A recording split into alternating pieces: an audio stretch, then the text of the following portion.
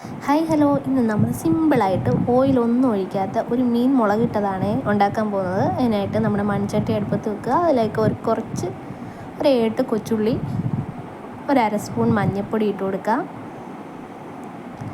കുറച്ച് ഉലുവ ഇട്ട് കൊടുക്കുക. പൊടിച്ചതാണെങ്കിലും കുഴപ്പമില്ല, ഞാനിപ്പോൾ പൊടിക്കാതെയാണ് ഇട്ട് കൊടുക്കുന്നത്, പച്ച ഉലുവയാണ് ഇട്ട് കൊടുക്കുന്നത്. പിന്നെ അതിലേക്ക് 2 സ്പൂൺ മല്ലിപ്പൊടി,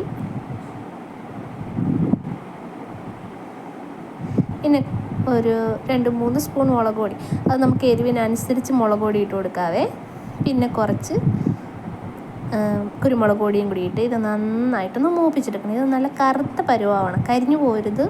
എന്നാൽ അത്യാവശ്യം മസാല നന്നായിട്ട് മൂക്കണം കേട്ടോ.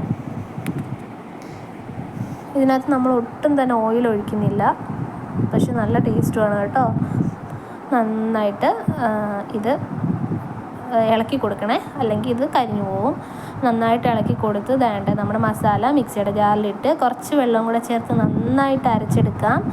എന്നിട്ട് നമ്മുടെ ആ മസാല മൂപ്പിച്ച ചട്ടിയിലേക്ക് തന്നെ ഒഴിച്ച് അതിലേക്ക് കുറച്ച് വെള്ളം കൂടെ ഒഴിച്ച് ആവശ്യത്തിന് ഉപ്പ് ഇട്ട് നന്നായിട്ടൊന്ന് ഇളക്കി കൊടുക്കണം.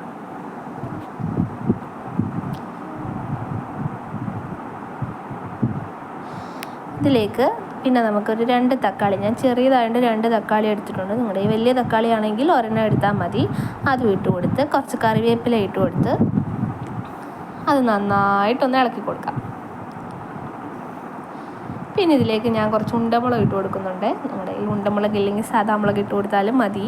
ഇത് ഭയങ്കര മണമുള്ള മുളകാണ്, നല്ല മണമാണ് ഇതിന്. അപ്പോൾ അതും ഇട്ട് കൊടുത്ത്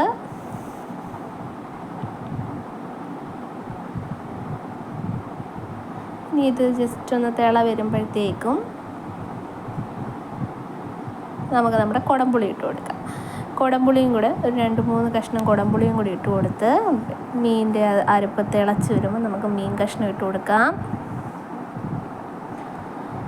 നമ്മുടെ പരിപാടി കഴിഞ്ഞു. ഇനി ഇത് ഒരു 2-3 മിനിറ്റ് ഒന്ന് ഇരുന്ന് വേവുമ്പോഴത്തേക്കും നമ്മുടെ മീൻ കറി റെഡിയാവും. അപ്പോൾ എല്ലാവരും ഒന്ന് ട്രൈ ചെയ്ത് നോക്കണം. നല്ല സൂപ്പർ മീൻ കറിയാണ്, ഓയിൽ ഒട്ടും തന്നെ ഒഴിച്ചിട്ടില്ല. അപ്പം എല്ലാവരും ഒന്ന് ട്രൈ ചെയ്ത് നോക്കുക. എൻ്റെ ചാനലൊന്ന് സബ്സ്ക്രൈബ് ചെയ്യുക, ലൈക്ക് ചെയ്യുക, സപ്പോർട്ട് ചെയ്യുക.